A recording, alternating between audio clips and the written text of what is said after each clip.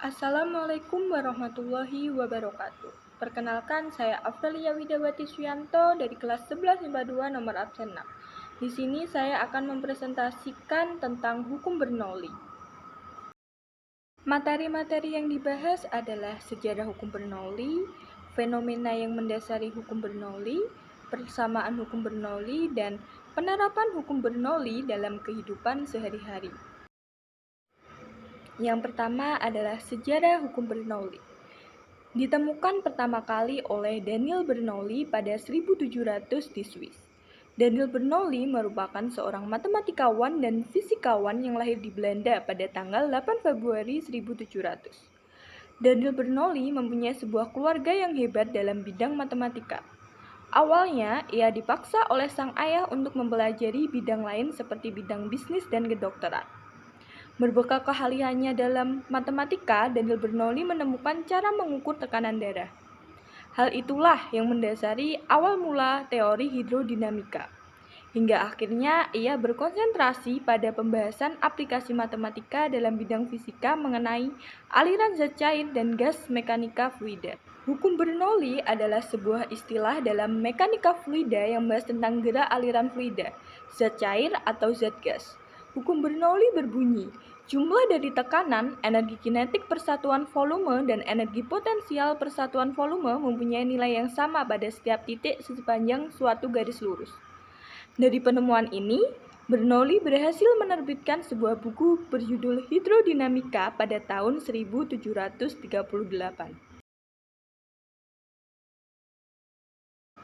Selanjutnya adalah persamaan hukum Bernoulli dan fenomena hukum Bernoulli. Persamaan Bernoulli berhubungan dengan tekanan, kecepatan, dan ketinggian dari dua titik poin, titik 1 dan titik 2 aliran fluida yang bermassa jenis. Persamaan ini berasal dari keseimbangan energi mekanik, yaitu energi kinetik dan energi potensial serta tekanan. Persamaan Bernoulli dapat dituliskan menjadi P plus setengah rho V kuadrat plus rho GH sama dengan konstan, atau P1 plus setengah rho V1 kuadrat plus rho GH1 sama dengan P2 plus setengah rho V2 kuadrat plus rho GH2. Energi kinetik plus energi potensial sama dengan konstan. Angka 1 dan angka 2 menunjukkan titik atau lokasi tempat fluida tersebut diamati, di mana P adalah tekanan dengan satuan Pascal, Rho adalah massa jenis fluida dengan satuan kilogram per meter kubik, V adalah kecepatan fluida dengan satuan meter per sekon, G percepatan gravitasi dengan satuan meter per sekon kuadrat, dan H adalah ketinggian dengan satuan meter. Selanjutnya adalah penerapan hukum Bernoulli dalam kehidupan sehari-hari.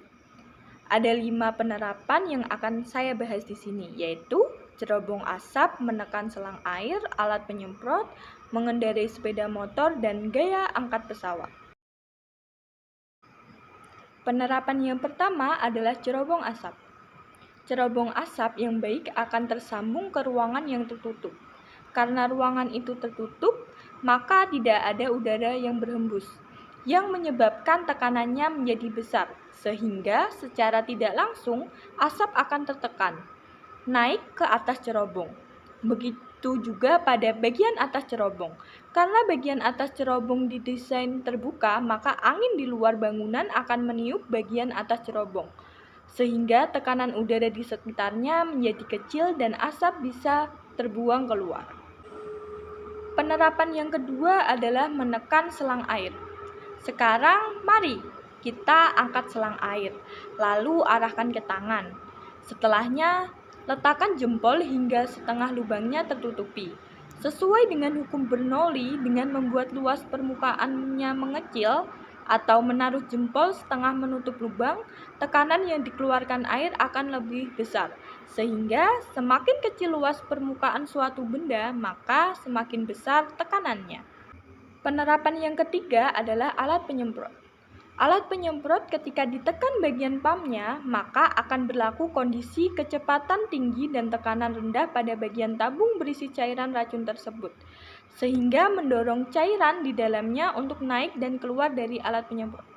Berikut adalah ilustrasi dari alat penyemprot. Penerapan yang keempat adalah mengendarai sepeda motor. Biasanya seseorang yang mengendarai motor dengan tidak menggunakan jaket dan hanya memakai kaos, maka kaos bagian belakang terbang dan mengembung. Kondisi yang secara tak langsung memperlihatkan adanya penerapan Bernoulli. Kenapa demikian? Karena pada saat mengendarai sepeda motor dengan cepat, maka kecepatan udara di bagian belakang menjadi lebih kecil.